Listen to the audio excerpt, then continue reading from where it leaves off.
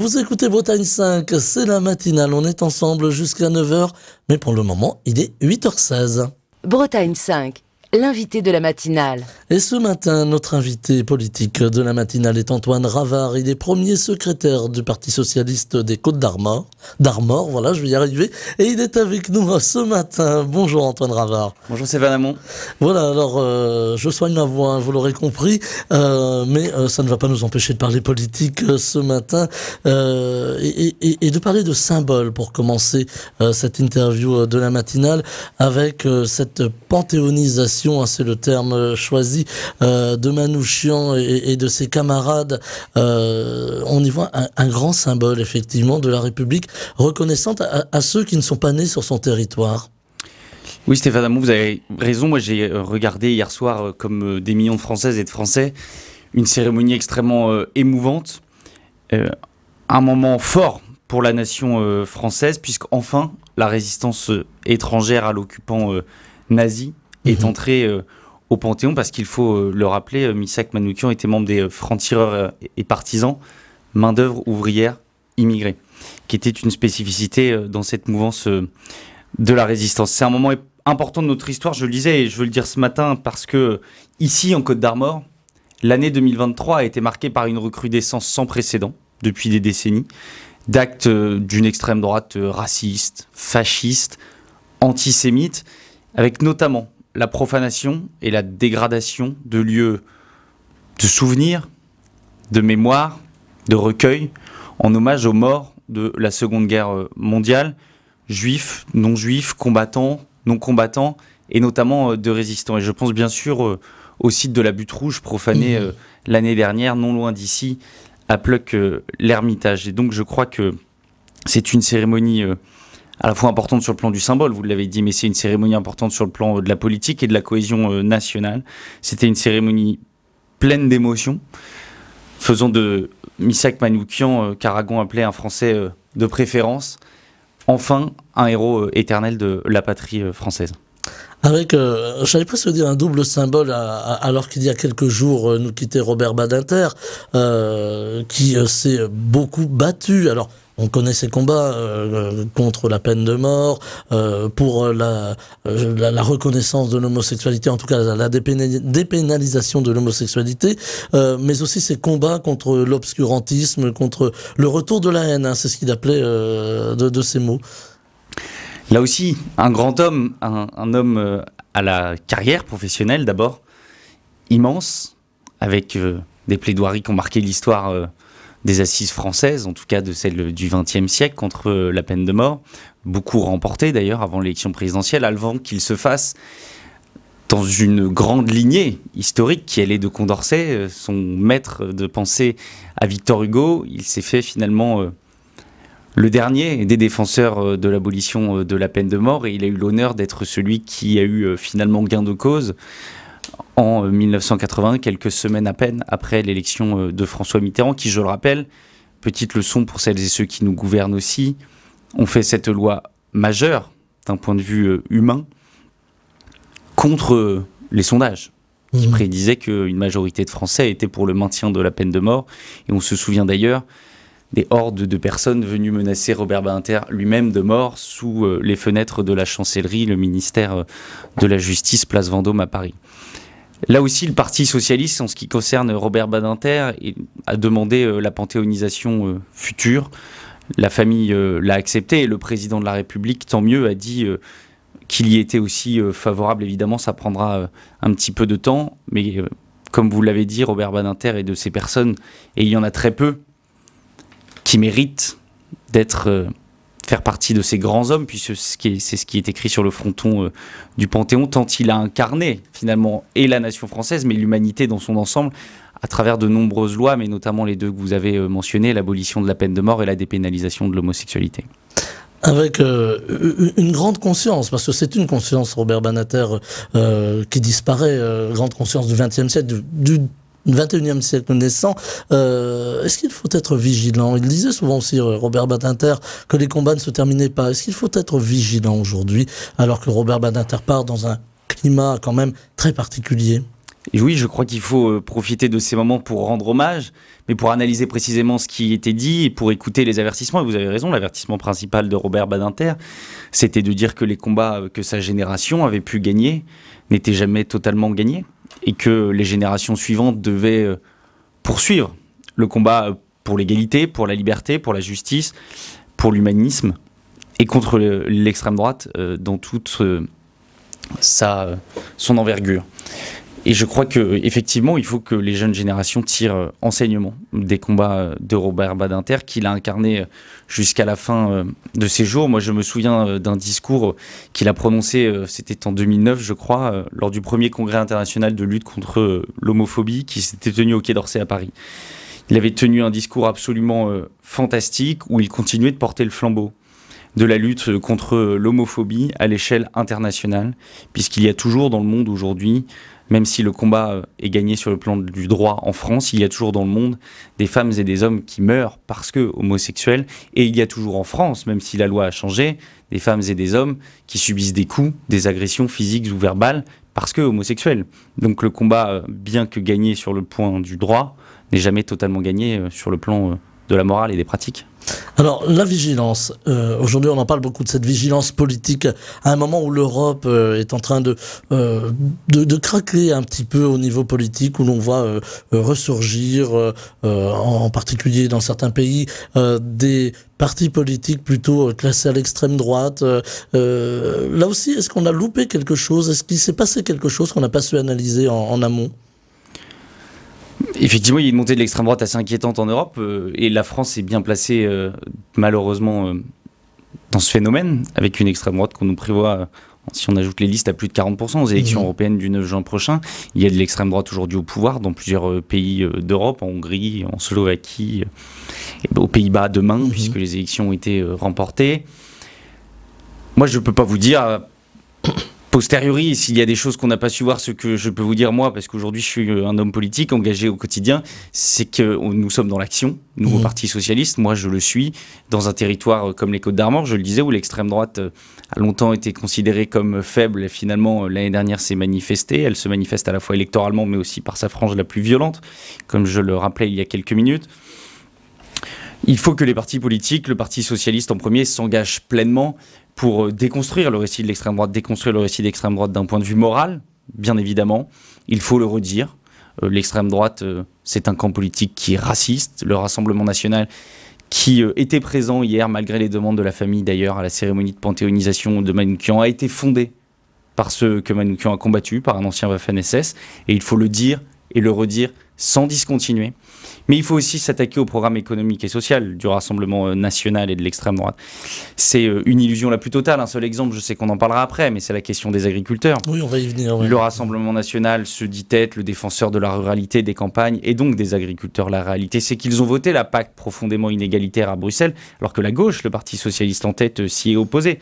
La réalité, c'est que le Rassemblement national et Jordan Bardella, à Bruxelles le premier, votent pour les accords de libre-échange qui créent de la concurrence déloyale, en permettant l'importation de produits que nos agriculteurs, eux, n'ont pas le droit de produire dans de telles conditions en France. Tous ces textes-là sont votés par le Rassemblement national. Il y a une duplicité énorme. La responsabilité du Parti socialiste, ma responsabilité ici en Côtes-d'Armor, c'est d'aller à la rencontre de tout le monde, des Françaises, des Français, des Bretonnes, des Bretons, et d'expliquer cela, de discuter, d'entendre, de comprendre pourquoi ce discours paye malgré tout, mais sans arrêt de le déconstruire. Est-ce que justement le Parti socialiste n'a pas un petit peu, à un temps donné, perdu de vue ce qu'on qualifie d'électorat populaire? Bien sûr.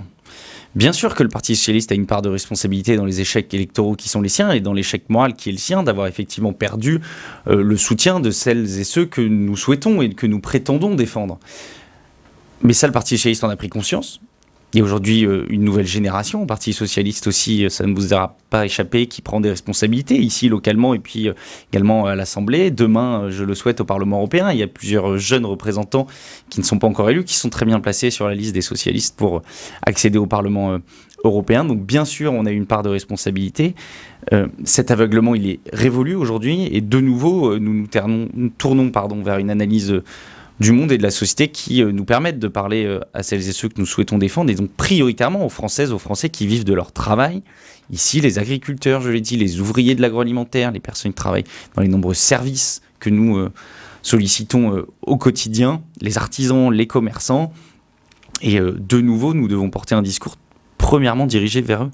Alors, on a justement cette France qui travaille ou cette France qui souffre aussi, l'électricité qui augmente, toujours encore le gaz, qui a du mal à se déplacer, qui voit pour les plus précaires d'entre eux, en tout cas des citoyens français, la suppression de la l'ASS qui va être transformée en RSA, enfin bon, beaucoup de choses qui on a l'impression, touchent quand même les classes les plus populaires et les plus défavorisées, avec une précarité qui galope. Est-ce que le Parti socialiste, alors je ne vais pas prendre le terme de carte à jouer, ce serait franchement indécent, mais en tout cas doit se saisir de ce dossier-là, des plus précaires, de ceux qui sont finalement au quotidien dans la difficulté? Absolument, si on ne fait pas ça, on n'a aucune place en politique. Le principe de la politique, moi tel que je l'entends, c'est à la fois d'unir la nation et d'améliorer la vie de celles et ceux pour qui la vie est le plus compliquée. Et je pense, comme vous le dites, ici, à tous ces Français qui travaillent, mais qui ont un salaire trop bas pour faire face à l'inflation. On rappelle, même si le gouvernement se gargarise de dire que l'inflation a réduit en 2023 par rapport à 2022, mais faut pas se moquer du monde, excusez-moi l'expression, c'est que ce chiffre d'inflation, il regroupe l'ensemble des produits et des biens consommés en France. Mais la réalité, c'est qu'il faut s'intéresser à l'inflation des biens de première nécessité. Et là, elle n'est pas de 5 ou 6%, elle est de 10 ou 15% sur le paquet de pâtes, sur le riz, sur le café, sur l'huile, sur le beurre, sur tous ces biens dont les Françaises et les Français ont besoin au quotidien. Celle sur l'électricité est encore plus massive. Et là, juste deux éléments. Le gouvernement... par la voix de Bruno Le Maire, a annoncé la hausse d'une taxe sur l'électricité qui fera augmenter le prix de l'électricité de 10% cette année. Dans le même moment, les impôts sur les dividendes des meilleures sociétés continuent de diminuer. Il y a une hausse des impôts dans ce pays en France. C'est faux quand le gouvernement nous dit qu'il n'augmente pas les impôts. Il augmente les impôts via des taxes, mais il augmente les impôts sur les plus pauvres d'entre nous, sur celles et ceux qui consomment de l'électricité au quotidien. Il augmente les impôts sur celles et ceux qui ont besoin de leur voiture au quotidien et qui mettent du diesel ou de l'essence dans la bagnole pour aller au boulot. Et ici, on le fait tous et tous. On n'a pas d'alternative. Voilà, on ne peut pas se payer de voiture électrique ici. Évidemment qu'on ne peut pas se payer de voiture électrique. Donc là, il y a quelque chose de majeur qui se joue à la fois pour avoir une baisse des prix, un contrôle des prix. Et là, l'Union européenne va avoir un rôle majeur. Les élections vont avoir un rôle majeur. Et je rappelle d'ailleurs que grâce au Parti socialiste, à un député socialiste, il y a une loi de renationalisation d'EDF qui a été votée de manière à ce que de nouveau on puisse contrôler, encadrer le prix de l'électricité qui n'est pas un bien comme un autre. On ne peut pas soumettre l'électricité à un marché complètement dérégulé, à une libre concurrence comme nous l'imposait l'Europe. Bah ça c'est fini, grâce aux socialistes, EDF va être de nouveau renationalisé dans cette plénitude. Alors, on va parler de l'Europe et de l'Union européenne et des élections justement où le Parti socialiste entend peser. On voit aujourd'hui beaucoup de citoyens français, quand on les interroge dans la rue, qui disent bon ben l'Europe, très bien, on est d'accord, on veut bien rester en Europe, mais pas celle-là, pas cette Europe qui nous oppresse, pas cette Europe qu'on ne comprend plus, qui est très loin de nous. Mais moi je vous dis la même chose. Voilà, j'allais vous poser la question justement. Je vous dis la même chose. L'Europe à l'origine c'est un projet fabuleux, porté notamment, il faut le dire, par beaucoup de socialistes. C'est un projet qui tourne autour de l'égalité, de la justice et de la paix. L'idéal de la paix, il a été progressivement construit en Europe. Mais la réalité, c'est qu'après cela, l'Europe s'est enfermée dans un marché, elle s'est enfermée dans une dynamique qui est purement économique et financière. On a oublié l'humain, finalement. On a complètement oublié l'humain. Et Jacques Delors lui-même, qui avait fait l'acte unique, pour être technique, qui a donc créé ce marché unique, qui avait dit lui-même, on ne tombe pas amoureux d'un marché. Sous-entendu, il devait y avoir derrière un deuxième pilier, qui était un pilier humain, social, qui devait à terme créer le sentiment d'un peuple européen. Ce pilier, il n'a jamais été construit, il n'a jamais été fait. À l'égalité, qui doit être un objectif, on a préféré la concurrence de tous contre tous. Aujourd'hui, le poulet ukrainien vient concurrencer le poulet français, la betterave allemande concurrence la betterave française, dans des conditions d'ailleurs profondément inégalitaires, puisqu'il y a des produits qui peuvent être utilisés. Je parlais tout à l'heure de concurrence déloyale à l'étranger, mais y compris en Europe. 25% des produits alimentaires que l'on trouve dans nos magasins ici sont produits dans des conditions qui sont interdites en France. Et je prends l'exemple de la betterave, où nos voisins allemands, le deuxième pilier de l'Union européenne, si j'ose dire, avec la France, a le droit d'utiliser des produits phytosanitaires, chimiques, que les agriculteurs français, notamment du nord de la France, en ce qui concerne la betterave et de la Beauce, n'ont pas le droit d'utiliser. Donc ça, c'est le premier point. On a choisi la concurrence de tous contre tous plutôt que l'égalité. Le projet européen, c'était aussi un projet de liberté, incarné par la liberté de circulation des personnes. Très bien. Mais cette liberté, elle a été restreinte au nom du marché économique parce qu'on s'est rendu dépendant de puissances étrangères. On est dépendant de la Russie en termes énergétiques et on le voit aujourd'hui. On aide l'Ukraine en payant des milliards l'Ukraine pour financer une guerre juste et l'Ukraine doit remporter cette guerre. Mais dans le même temps, on continue d'acheter du gaz à la Russie parce que sinon on n'a pas la capacité de se chauffer. On entend d'ailleurs des voix qui commencent à être dissonantes, même concernant l'aide à l'Ukraine, en disant oui, on nous demande ici en France, par exemple, d'économiser, de faire attention à tout, alors qu'on distribue des milliards à l'Ukraine. Ça aussi, c'est une petite musique qui peut être dangereuse. Elle peut être dangereuse, oui, mais je veux la contredire tout de suite. On ne distribue pas des milliards à l'Ukraine pour s'amuser. L'Ukraine mène en ce moment même, en notre nom, à tous, une guerre pour la liberté, pour la démocratie. Ce n'est pas une guerre équitable, c'est une agression menée par un dictateur que l'on connaît depuis près de 30 ans maintenant, Vladimir Poutine, qui après avoir envahi la Géorgie, la Tchétchénie, a décidé de se rapprocher de l'Union européenne en envahissant l'Ukraine. C'est pas une guerre, c'est une invasion. Heureusement, les Ukrainiens résistent. Ils résistent extrêmement bien, avec beaucoup de courage, à un prix délirant. Nous sommes à plusieurs centaines de milliers de morts. On rappelle assez peu le nombre de morts, mais c'est plusieurs centaines de milliers d'Ukrainiens qui sont déjà morts dans ce conflit. Donc il est absolument normal que les pays européens, que les États-Unis financent l'Ukraine et arment l'Ukraine. Je vais vous dire pourquoi. Parce que demain, si l'Ukraine tombe, on ne se demandera pas si on doit donner de l'argent. On se demandera combien d'hommes on envoie au front. Parce que si l'Ukraine tombe, Poutine ne va pas s'arrêter à la frontière de l'Union européenne. Les prochains, ce sont la Moldavie, ce sont les pays baltes, la Lettonie, la Lituanie, l'Estonie. Si nous ne donnons pas des armes maintenant à l'Ukraine pour se défendre et pour défendre l'Europe en notre nom à tous, demain nous enverrons des femmes et des hommes combattre. Avec ces bruits de bottes, ces bruits de guerre quand même, on voit que l'Europe se réarme. Et un symbole, l'Allemagne se réarme. On a parlé d'économie de guerre. C'est quand même très anxiogène aujourd'hui. Est-ce que l'Europe doit créer une Europe de la défense très rapidement pour être peut-être un peu moins dépendant de l'OTAN aussi? Il ne s'agit pas de sortir de l'OTAN, mais d'être un peu indépendant de l'OTAN. Absolument. Je disais tout à l'heure, il y avait deux piliers de l'Europe qui ont été progressivement détruits, l'égalité et la liberté. Le troisième, c'est la paix. On a construit l'Europe de la paix, mais on ne s'est pas donné les moyens d'assurer notre propre sécurité, parce que là aussi, pour se limiter à un marché commun, à une pure zone financière et économique, l'Union européenne a délaissé sa défense à l'allié américain. À l'exception de quelques pays, la France et le Royaume-Uni et quelques autres pays comme la Pologne aujourd'hui ont des armées encore très puissantes, mais pas suffisamment puissantes pour défendre l'ensemble de l'Europe. Pendant des années, malgré la petite marotte de l'Europe de la défense qui existait déjà, chacun s'est dit finalement si le parapluie américain tel qu'on le nomme, et notamment le parapluie nucléaire, est là, c'est suffisant.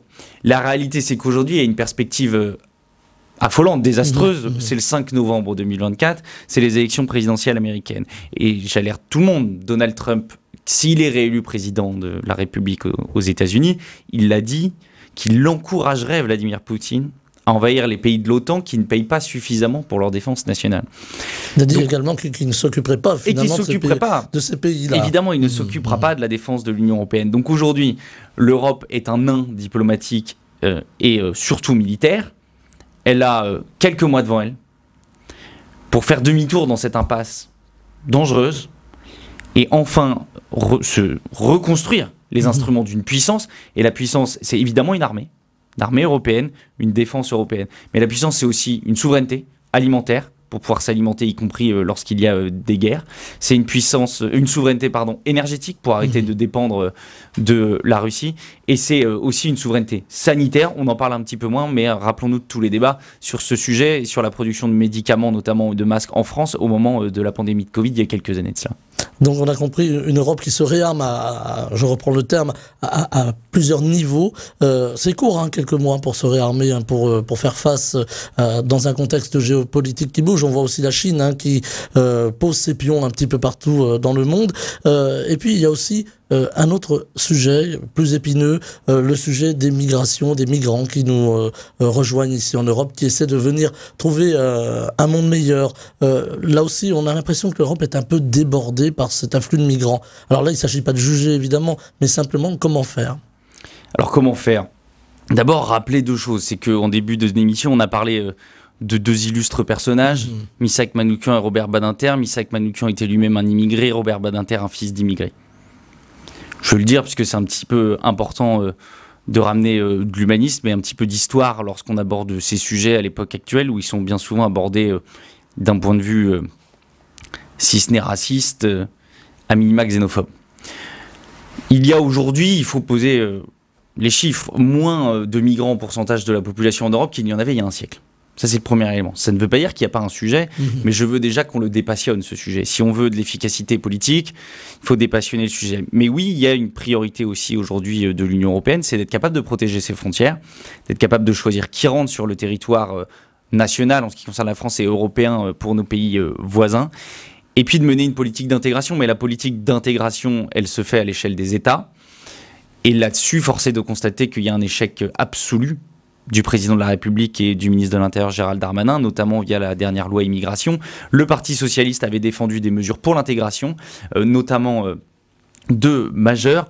Un, que tous les demandeurs d'asile aient accès à des leçons de français et de civisme, de cours comme on a au collège et au lycée, voilà, pour pouvoir s'intégrer. Ça n'a pas été fait. Et deuxièmement, nous demandions une intégration par le travail, c'est-à-dire que ces demandeurs puissent aussi travailler plus tôt, parce qu'aujourd'hui, ils doivent parfois attendre 18 mois, le temps que leur demande soit examinée une première fois, avant d'avoir accès au marché du travail. Résultat, ils travaillent bien souvent au noir, sans être déclarés, et en fait, on est dans une hypocrisie la plus totale. Nous, on sait que les Françaises et les Français sont attachés à la valeur travail, et donc on pensait que le travail, et on pense toujours, le travail est le bon moyen de travailler à l'intégration, à la régularisation. Et excusez-moi de faire la comparaison, mais on le voit ici, et on a aussi besoin d'immigration. Ici, et je le salue, Vincent Lemot, le président de l'agglomération de Guingamp-Paimpol Agglomération, a construit un mécanisme avec l'ambassadeur de Cuba en France pour que des médecins cubains arrivent dans le pays de Guingamp, parce qu'on manque de médecins. Et c'est une forme d'immigration dont on a besoin. Et Gabriel Attal, hier, sur un tout autre sujet, a annoncé qu'il allait faciliter les visas pour les travailleurs saisonniers étrangers dans le monde agricole. On pense notamment aux récoltes dans les saisons les plus importantes de l'année. Donc ne soyons pas hypocrites. La France a besoin d'immigrés, y compris aussi, dernier mot, d'un point de vue des étudiants et de la recherche. Là aussi, le projet de loi a compliqué la venue de doctorants étrangers, de chercheurs étrangers, d'étudiants étrangers. Pourtant, moi je vais le dire ici, si la France rayonne dans le monde, et ça, Robert Badinter le disait à merveille justement, c'est parce qu'elle est une conscience bien plus qu'une puissance en vérité. La France rayonne dans le monde parce que depuis 1789, elle a décidé d'incarner un message. Chaque fois que la France renie ce message, elle rayonne un petit peu moins dans le monde. On a encore 5 petites minutes, ça va très vite le matin.